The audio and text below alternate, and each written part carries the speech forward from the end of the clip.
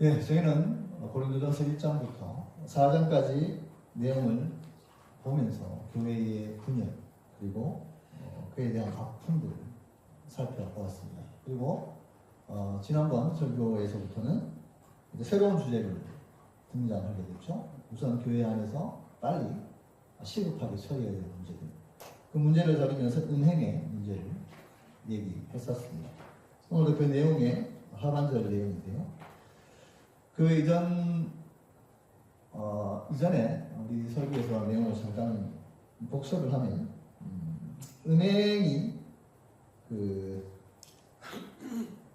아버지의 아내를 취하는 그런 참 말하기 어려운 그런 일이 일어났다는 것입니다. 그런데 더 큰 문제가 교회가 그 사람을 어떤 적절한 대처나 그런 은행의 문제에 대해서 대책도 세우지 않고 또 그러한 것들을 그 당시 헬라 문화라는 그런 이유로 그러한 것들을 광고하고 있었다는 것이었습니다. 바울의 입장에서는 은행을 한다는 이야기를 들은 것만 해도 굉장히 놀라운 사실이었을 것입니다. 그런데 바울을 더 놀랍고 또 당황스럽게 했던 것이 있습니다. 그게 이 죄의 문제를 대수롭지 않게 생각하게 된다는 거죠. 죄를 보고서도 방관하고 있었다는 것입니다. 바울은 고린도 교회를 세우는 사람이라고 제가 지난번 이렇게 숲을 보면서 말씀을 드렸었습니다. 그리고 분명히 고린도 교회는 바울이 세웠기 때문에 분명히 십자가의 복음에 대해서 얘기했을 것입니다. 그런데 이 고린도 교회는 이 십자가의 복음을 왜곡시키게 됩니다. 바울은 분명히 십자가의 복음을 전했습니다. 그 십자가의 복음은 우리 안에서 참된 자유를 가르쳐준다고 분명히 가르쳤을 것입니다. 그런데 왜 고린도 교인들은 십자가의 복음을 왜곡시켰을까요? 그 이유를 알기 위해서 우리는 자유라는 단어에 좀 더 집중해 보고자 합니다. 자유, 얼마나 듣기 좋습니까?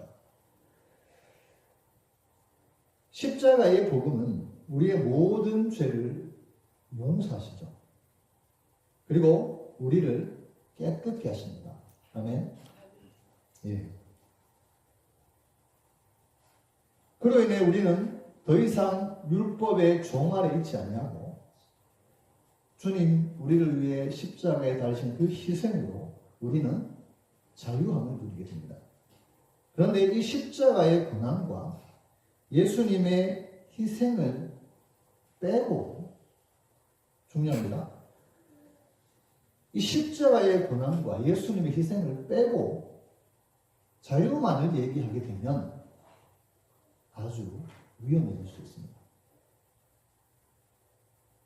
고난과 희생이 빠진 십자가, 그리고 당시 헬라 철학이 만연했다고 말씀드렸죠.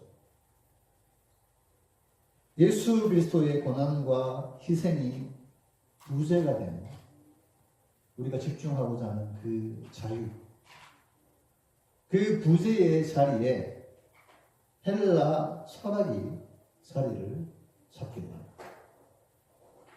복음의 순수성과 복음의 힘, 능력을 잃어버립니다. 인간은 자유를 구가합니다. 어떻게 속박되는 것을 싫어하죠. 인간이 구가하는 자유와 또 그의 헬라 철학에서 얘기하는 성애에 대한 관대한 철학의 문화가 서로 섞여졌을 때 이 십자가의 복음은 왜곡될 수 있다는 것입니다. 그로 인해 이 고린도 교회는 죄를 바라보는 시선에 아주 너그러웠었다는 것입니다. 여러분, 불과 20년 전만 해도 여러분들 한번 이렇게 캐나다 분들하고 교회가 있으면 한번 물어보십시오. 20년 전만 하더라도 캐나다의 공성애 문제를 얘기했을 때 캐나다 사람들의 반응은 몸이 네이트라고 얘기했습니다. 역겹다는 거죠. 지금도 나이가 드신 분들은 그 얘기가 얘기 꺼내지 말라고 해요. 몸이 네이트 했다고 합니다. 그런데 이 동성애의 문제를 지금은 나라가 법으로 인정을 해버렸죠.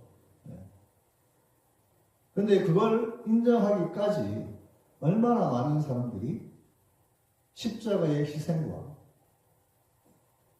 십자가의 고난을 제외하고 인간이 부과할 수 있는 자유를 얘기했을 때 캐나다를 떠올리면 가장 생각나는 게 뭔가요? 자유의 나라, 행복한 나라 이런 것들을 부과하게 된 캐나다를 볼 수 있습니다. 근데 그런 것들을 세워갔던 사람들이 뭐 바보 같은 사람일까요? 아닙니다. 다 석박사 나오고. 그럼 헬라 철학을 강조했던 플라톤이나 그 외에 많은 사람들은 절대 지식의 수준이 낮은 사람들이 아니었습니다. 오늘날 동성애를 얘기하는 사람들 얘기를 들어보면 역시나 십자가의 복음과 십자가의 고난을 빼고 그 자유를 얘기했을 때는 인간 스스로 우리 스스로 행복해질 수 있다라는 결론으로 어떤 많은 정책들이 펼쳐지게 되는 겁니다. 그렇게 많은 배운 철학자들, 오늘날 박사학위를 갖고 있는 그런 많은 사람들이 얘기하는 자유, 그 말에는 십자가의 고난과 희생이 부재되어져 있다는 것입니다. 자유라는 말, 자유하여서 모두가 평등하여서 모두가 행복한 사회를 만든다는 것. 그리고 그 안에 참된 자유가 있을 것이라는 그런 이론과 논리는 많은 사람들의 길을 현혹시킨다는 겁니다.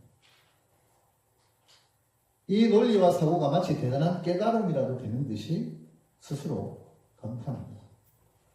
그런데 우리가 사는 세상은 그 사람들과 얘기는 달리 더 추악해지고 더 악해지고 있습니다. 바울은 우리의 부르심은 그런 자유의 부르심이 아님을 말씀합니다. 바울은 갈라디아서 5장 13절에 이런 말씀을 합니다. 이 말씀 너무나 중요한 말씀입니다. 오늘날 같은 시대에 바울이 어떤 말씀을 하는지 한번 같이 한번 읽어보면 좋겠습니다. 갈라디아서 5장 13절. 자, 다 같이 한번 읽어볼까요? 자, 시작. 너희가 자유를 위하여 부르심을 입었으나 그러나 그 자유로 육체의 주의를 삼지 말고 오직 사랑으로 서로 종노릇하라. 예, 십자가로 인해 누리는 자유는 예수님의 십자가의 죽음과 희생 때문에 누리는 율법으로부터의 종으로부터의 자유되어지는 그 얘기입니다. 맞습니까? 그런데 그 십자가의 희생을 잃어버리고 세상의 문화와 인간의 자유를 빌미로 육체의 기회를 삼으려고 하면 복음은 왜곡되어질 수밖에 없습니다. 우리는 그것을 가까이에서 볼 수 있습니다. 여러분 고기만 드시면요, 조금만 여기서 시골만 나가봐도 여기 브랜드 내에 조금만 교회에 관심이 있으면 그런 교회들이 요즘 어떻게 무너지고 있는지 우리가 직접 볼 수 있습니다. 한국에서 이런 얘기하니까 아직도 실감을 좀 못하더라고요. 한국은 그 정도 심각한 수준이 아니기 때문입니다. 캐나다에도 많은 교회들이 있습니다. 얼마나 많은 교회들이 문을 닫고 있는지 모릅니다. 왜요? 대부분의 교회들은 십자가 없는, 말씀이 없는 인간의 자유, 인간의 동성애, 그리고 인권을 말하기 때문입니다. 한국이든 캐나다든 하나님을 잃어버리면 어떤 불행한 건 똑같습니다. 그리고 바울은 오늘 9절에서 이런 말씀을 합니다. 내가 너희에게 쓴 편지에 음행하는 자들을 사귀지 말라 하였거니와, 이렇게 표현하고 있죠. 내가 너희에게 쓴 편지에, 이 말은 고린도전서를 보내기 전에 편지를 먼저 보냈다는 거예요. 근데 그 편지는 아직 인류상에 들어가지는 않았습니다. 어떤 편지였는지. 하지만 고린도 전서가 있다면 고린도 전전서가 있었다는 얘기예요. 그때에도 음행하는 자들을 사귀지 말라 했다. 바울은 고린도전서에서 이 편지 얘기를 하면서 음행하는 자들을 사귀지 말 것을 분명하게 얘기를 했다는 것입니다. 그런데 고린도 교인들이 이 바울의 말을 오해하게 됩니다. 그럼 이 사람들이 고린도 교회 사람들이 생각했을 때 그러면 세상 사람들은 만나지도 말고 사귀지도 말라는 말인가? 이렇게 이해했다는 거예요. 그래서 사도 바울은 10절에 이렇게 얘기합니다. 이 말은 뭐예요?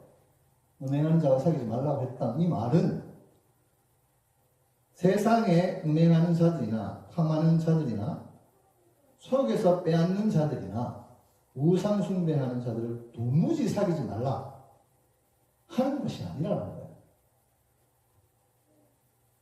그리고 만일 너희가 그리하면 너희가 세상 밖으로 나가야 할 것이다. 이렇게 말씀합니다. 여기서 바울의 말은 교회는 교회 안에서 성도들을 살피고 악을 행하는 자들과 사귀지 말아야 하는 얘기하면서 교회의 거룩성을 지키라는 데 초점을 두고 있는 것입니다. 교회는 절대 세상을 등지고는 살아서는 안 됩니다. 세상 속에서 악을 멀리하고 거룩함을 나타내도록 자신을 끊임없이 살펴봐야 합니다. 하나님은 교회를 통해서 그 하나님의 영광을 드러내기를 원하십니다. 그래서 11절에는 이렇게 말씀합니다. 이제 내가 너희에게 쓴 것은 만일 어떤 형제가 일컫는 자가 누구에게겠습니까? 그 음행하는 사람이겠죠. 어떤 형제라 일컫는 자가 음행하거나 탐욕을 부리거나 우상 숭배를 하거나 모욕하거나 술 취하거나 속여 빼앗거든 사귀지도 말고 그런 자와는 먹지도 마라. 이렇게 얘기합니다. 그 빨간 글자를 한번 보면요. 어떤 형제라고 일컫는 자. 이런 표현이 나옵니다. 교회에 출석하는 사람들 우리는 대부분 어떻게 불러요? 형제, 자매 이렇게 부릅니다. 근데 바울의 입장에서 봤을 때 그 사람은 형제라고 너네들이 일컫는 자. 바울의 입장에는 그 사람은 형제 아니에요. 십자가의 보혈 아래에 있는 그 보혈에서 이미 벗어버리면서 너네들이 얘기하는 그 형제라고 일컫는 자, 자랑하는 자 이렇게 얘기하고 있습니다. 그래서 11절에는 그리고 그러한 음행을 하는 사람들, 탐욕을 부리는 사람들, 우상 숭배하는 사람들, 모욕하는 사람들, 술 취하는 사람들, 속여 빼앗는 사람들과는 사귀지도 말라. 그리고 그런 자와는 먹지도 말라. 이렇게 표현합니다. 그래서 오늘 본문 9절, 10절, 11절에 보면 공통적으로 등장하는 말이 있습니다. 사귀지 말라. 사귀지 말라는 동사입니다. 이 말을 헬라어로 보면 쉬나나미 그니스다이 이렇게 표현합니다. 이 말은 함께라는 전치사가 앞에 있고요. 그리고 그 뒤에는 쉰이라는 전치사인데 이것도 가운데, 영어로 치면 among 이런 느낌입니다. 그리고 아나라는 표현은 썩다라는 동사입니다. 썩다. 죄송합니다. 아나라는 전치사가 아까 말했던 그 가운데라는 뜻이고, 그리고 썩다라는 동사는 리그누시라는 뜻을 합쳐서 쉬나나니 군임이라는 합성어로 쓰여졌습니다. 다시 말하면 자신을 그 무리 가운데 썩지 말라는 겁니다. 그리고 계속 친밀한 관계를 맺지 말라는 겁니다. 영의 NIV에는 어떻게 되어 있냐면 썩지 말라는 표현이 associate with라고 있습니다. 서로 이렇게 연합하지 말라는 거죠. 그리고 킹제임스 버전은 어떻게 되어 있냐면 do not keep company 이렇게 되어 있습니다. 다시 말하면 이런 사람들과 자신을 섞지 말고 계속 친밀한 관계를 유지하지 말라는 겁니다. 그래서 10절에는 강조해서 도무지 사귀지도 말라 이렇게 말씀합니다. 그리고 더 나아가서 그런 사람들과는 먹지도 말라. 왜 사도 바울은 이 심각한 죄 속에 있는 사람들과 교제를 하지 말 것을 얘기하고 있을까요? 여러분들 여호와의 증인 우리 이단인지 다 알잖아요, 그렇죠? 여기는 아닙니다. 캐나다는 그 이단이라고 생각하잖아요. 한국은 이단이라고 분명히 한국 교회에서 지정을 해놨습니다. 뭐 신천지가 이단인 것은 뭐 누구나 다 아는 얘기죠. 그 외에도 뭐 여러 이단들이 많죠. 그 이단들이 여기서는 그런 일이 별로 없지만 한국에서는 띵동해만 해요. 띵동하면 어떻게 해야 돼요? 대화를 나누라? 대화를 나누라 그래요? 하지 말라 그러죠. 그 사람들과 섞이지 말라고 합니다. 이단들이라고.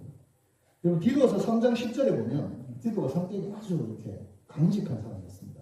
디도는 이단에 대해서 어떻게 얘기하냐면 이단에 속한 사람은 한두가 훈계함에 멀리하라. 조금 관대해요.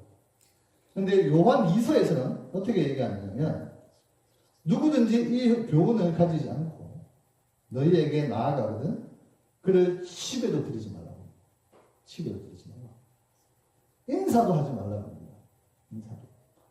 그에게 인사하는 자는 그 악한 일에 참여하는 자입니다. 이 정도로 이단과 관련된 사람들과 접촉을 하지 말라고 합니다. 저도 예전에 대구에 살 때 집에 저 때는 제가 예수 믿은 지 얼마 안 됐었습니다. 그래서 복음에 대한 그런 열정도 있었고, 근데 띵동하더라고요. 그래서 이렇게 옛날에 한국감 그거 있잖아요. 이렇게 얘기하면 들리는 거. 그래서 뭐 하나님에 대해서 얘기하고 싶대요. 그래서 너무 반갑다고. 그래서 제가 들어오라고. 들어와서 이제 집에서 얘기를 했죠. 얘기하다 보면 이 사람들이 자신감이 있습니다. 이 사람들은. 혹시 어디서 왔냐고 그러니까 그 여호와의 증인에서 왔다 그러더라고요. 그래서 제가 당장 나가라고. 바깥에서 못 되고 뺏들어가지고 나가라고. 왜냐면 목사님 그렇게 가르쳐 주셨거든요. 그래서 절대 상대를 하지 않았던 적이 있습니다. 왜 이렇게 이단들과 또 심각한 죄 속에 있는 사람들을 하나님은 멀리하라고 얘기할까? 대표적인 예가 있습니다. 여러분 다윗이 얼마나 신실한 사람이었습니까? 하지만 이 죄에 한번 우리가 살인을 하게 되면 그 죄의 파급력은 엄청나요. 우리가 상상할 수 없을 정도로 그 파급력이 뛰어납니다. 대표적인 예가 이 다윗입니다. 여러분 다윗이 죄와 사기에 될 때 일어나는 죄의 파급력은 무섭습니다.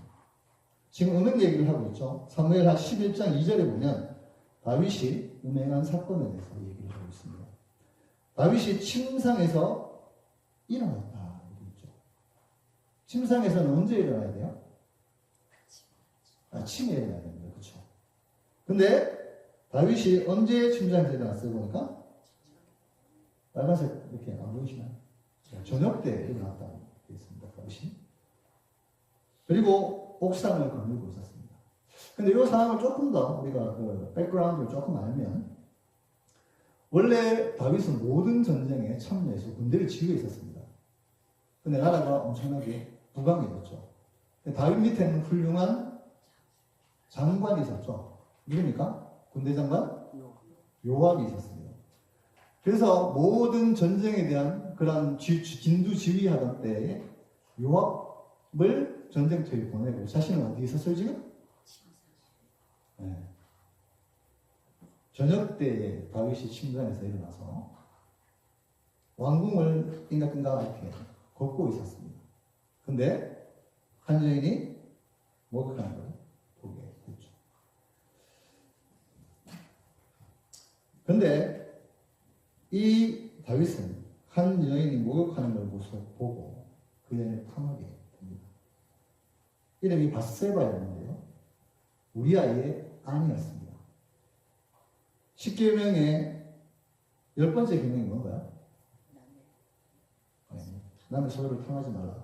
조금 더 읽어보면 남의 아내를 탐하지 말라는 말씀이 나옵니다. 그 계명을 보게 됩니다. 이 마음에서 일어난 탐욕은 행동으로 옮겨지게 됩니다. 4절에 보면 다윗은 사람을 보내어서 밧세바를 왕궁으로 불러들이게 됩니다. 그리고 그녀와 동심하게 되죠. 10계명의 7계명이 뭔가요? 간음하지 말라는 계명을 어기게 됩니다. 그런데 다윗은 바세바가 자신의 충직한 부하였던 우리아의 아내라는 것을 알게 됩니다. 그런데 탐욕으로 시작된 죄는 우리아의 아내를 빼앗게 됩니다. 10계명의 8계명이 뭐죠? 도둑질하지 말라는 계명을 어기게 됩니다. 그런데 5절을 보십시오. 더 큰 문제가 생깁니다. 바세바가 임신을 했다는 소식입니다. 죄의 시작은 더 큰 죄를 낳게 됩니다. 다윗은 자신의 죄가 드러날까 아주 두려워합니다. 이를 은폐하기 위해서 전쟁 중에 있던 우리아를 자신의 있는 왕궁으로 불러들이게 되죠. 왜요? 자신의 죄를 감추고 임신한 아기가 우리아의 아기라고 꾸미기 위해서 그렇게 불러들였다는 것입니다. 그리고 8절에 보면 자기 아내와 같이 동침하라고 왕의 음식도 제공합니다. 여러분, 다윗이 정말 신실한 사람이었거든요. 10계명의 9계명이 뭐죠? 거짓 증거하지 말라는 계명을 어기게 됩니다. 9절에 보면 우리아의 반응은 우리아가 얼마나 충직한지를 더 잘 보여줍니다.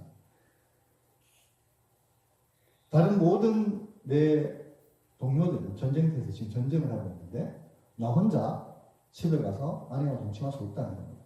이 얼마나 충직한 군인입니까? 그런데 다윗은 이 나쁜 괴력을 계속 이어갑니다.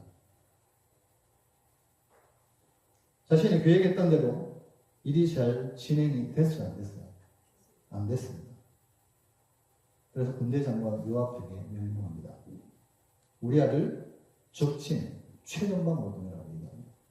왜요? 우리아는 어떻게 됩니까? 적진의 전장에서 싸우다가 전사하게 됩니다. 10계명의 6계명이 뭐죠? 살인하지 말라는 계명을 어기게 됩니다. 직접 칼을 뽑아 죽이지는 않았습니다. 하지만 우리아를 죽음으로 몰아넣는 죄를 짓게 된다는 것입니다. 다윗은 죄를 숨기려고 했습니다. 정당화하려고 여러 가지 요행을 저질렀습니다. 그렇게 하면 모든 게 괜찮아질 거라고 생각했습니다. 하지만 죄가 들어옵니다. 첫 번째는 뭐였습니까? 다윗은 전쟁터에 있었다면 이런 일이 일어나지 않았었겠죠. 죄가 틈이 탈 때는 자신의 일을 하지 않는 태만에게 죄가 들어온다는 것입니다. 전쟁에서 진상이 일어납니다. 태만은 눈으로 역사하는 탐욕이 마음속에 들어오게 됩니다. 탐욕은 더 큰 죄로 다윗을 몰고 봅니다. 한 지도자의 탐욕은 그 지도자로부터 시작된 탐욕은 나중에 아들 압살롬의 쿠데타로 인해서 나라의 근간을 흔들리게 되는 그런 죄임을 성경은 말하고 있습니다. 여러분, 한 나라의 왕이 지은 죄는 하나님이 그 죄의 대가를 아주 크게 봅니다. 국민 한 사람이 지은 죄가 큰가요? 대통령 한 사람이 지은 죄가 큰가요? 그래서 죄에 대한 크기를 내리기 위해서는 제가 말씀드린다고 지난번 말씀드렸죠. 신분에 맞는 죄에 대해 보상의 범위가 달랐습니다. 그렇죠? 제사장이 잘못하면 뭐가 바치게 됐습니까? 소를 바치게 됐습니다. 소를. 제사장이 돈이 많은 사람이 아니었어요. 하지만 그 죄의 크기는 제사장이 죄를 지었을 때는 하나님이 크게 봅니다. 신분에 따라 미치는 죄의 영향력이 그만큼 사회에 끼치는 영향이 크다는 거예요. 교회에도 어떤 직분이 있죠. 목사라는 직분도 있고 장로, 권사라는 직분도 있습니다. 이 직분이 얼마나 귀한 직분인지 몰라요. 이 직분을 잘 섬기고 하나님 앞에 영광을 돌리기 위해서 하나님 앞에 쓰임받고 그로 인해서 하나님 앞에 받을 수 있는 상급을 생각할 때 이만큼 귀한 직분이 없습니다. 그런데 이 직분이 탐욕의 죄의 노예가 되고 그 죄와 사귀게 될 때 유명한 목사님 한 분이 큰 사고를 치면 나라가 됐을 겁니다. 유명한 장로님 한 분이 사고를 치면 그 지역이 됐을 겁니다. 성도 한 사람이 사고를 치면 교회가 됐을 겁니다. 죄의 파급력은 무섭습니다. 또한 신분과 위치에 따라 그 죄의 범위는 더 무섭습니다. 그래서 말이 있습니다. 제가 큰 교회에 있다 보면 목사가 화를 내면 교인이 20명이 따른대요. 장로가 화를 내면 교인이 몇 명 따른다? 10명이 따른대요. 집사가 화를 내면 5명이 따른다는 말이 있습니다. 그만큼 죄의 무게가 무겁다는 겁니다. 죄를 쉽게 생각하고 그 죄와 사귀게 되면 무서운 결과를 만들어낼 수 있다는 것입니다. 죄의 유혹에 빠지면요. 다윗은 그걸 몰랐을까요? 죄의 유혹에 빠지게 되면 늪에 빠진 것 같이 허우적거리게 됐습니다. 늪에 빠지면 어떻게 돼요? 허우적되면 더 깊이 빠집니다. 그래서 우리는 주기도문에서 이렇게 고백합니다. 주기도문이 참 좋은 기도입니다. 외우지 마시고 마음으로 고백하면 이만큼 좋은 기도가 없어요. 그래서 주기도문의 마지막에는 어떻게 우리를 시험에 들게 하지 마시고 다만 악에서 구해라 이렇게 기도하죠. 우리의 삶을 한번 적용해 봅시다. 우리 브랜드에도 믿지 않는 사람들이 많이 있죠. 한인들뿐 아니라 캐네디언도 마찬가지입니다. 그들과 사귀지 말아야 할까요? 아닙니다. 그 사람들과 사귀는 겁니다. 그 사람들은 여러분의 열매입니다. 교회 속에서 교회는 분명히 세상과 함께 공존하며 존재해야 합니다. 그 사람들은 여러분의 섬김의 대상입니다. 여러분의 사랑의 대상입니다. 그래서 여러분 차도 마셔야 됩니다. 때로는 골프도 쳐야 됩니다. 때로는 고기도 같이 먹고 같이 구워 먹으면서 좋은 시간을 보내야 되는 게 맞습니다. 하지만 그런 활동이 전도해야 될 사랑의 대상으로 보지 않고 즐기기 위한 친교의 대상으로 보게 될 때 죄는 우리의 마음속에 들어옵니다. 그런 친교의 대상으로 사람들과 교제하게 될 때 그들은 알게 모르게 우상성이 있거든요. 그 죄의 명분에 너그러움을 주게 됩니다. 우리 인간은 쉽게 동화되어지거든요. 그래서 사도 바울은 말합니다. 죄와 어떻게 하라고요? 사지 말라. 골프 치셔도 됩니다. 그런데 그 모임과 사람들과 동의하려면 주일 휴일 할 것 없이 골프장에 삽니다.